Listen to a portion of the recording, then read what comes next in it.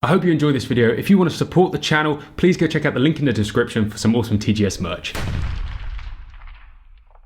Hey guys, welcome to the Gun Talk with me, Johnny. Today we are looking at this, the Browning B525 Shadow.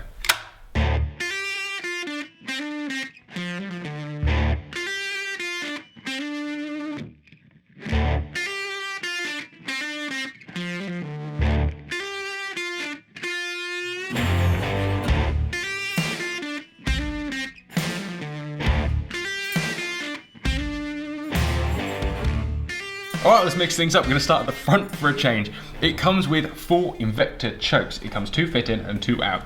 It skips the cylinder out, so you have quarter, half, 3/4 and full. Solid mid ribs and a 6mm top rib with no mid bead. And you have that little squat silver bead on the front. Real nice. Well, sometimes it is kind of a setup for game. This 525 Shadow, or the 525 Shadow, currently sits as a limited edition actually, that was released for EWA 2019, and they're just starting to come through now. This one is a 30-inch 12 bore. They do a 28-inch 12 bore. They also do a 16 and a 28 bore. The 28 bore is quite cool, really nice actually. But this being the sort of more obvious one, let's go with this.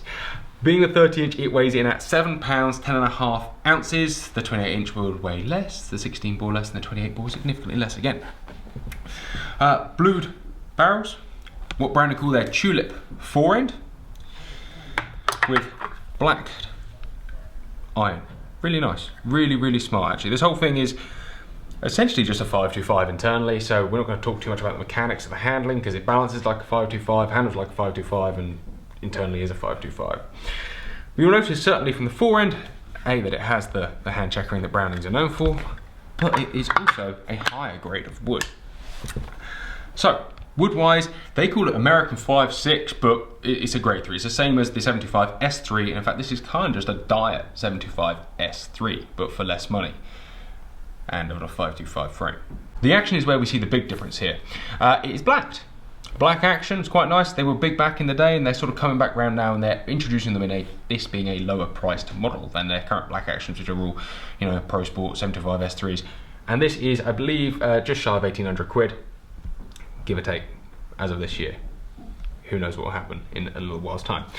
Gold trigger, plain rolled engraving, no hand finishing on this, but the engraving, or patterning if you like, because it's not really engraving, is pleasant. It's not unpleasant. You have the gold buck mark, the gold 525 Shadow, and it's quite almost Maruku-esque, but where it is so shallow on the black, you're not buying this gun for pretty engraving. It's a nice pattern that comes with the black action.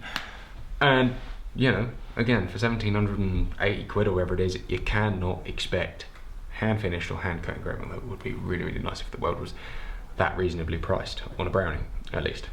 Obviously comes fitted with the Inflex pad, and has a slightly higher stock drop of, I believe, 36 and 56mm, so it's not quite as low as their field gun, yet it has the field rib. The whole thing's a bit of a quandary to me actually. And I should probably get into this before I get anywhere else. The whole thing is a bit of a quandary to me. A black action game gun is a bit of an oddity anyway. Not that I have any issues with it. I like it. And then having a slightly higher than normal comb to go with that, I like it. I like the fact they've tried something different there.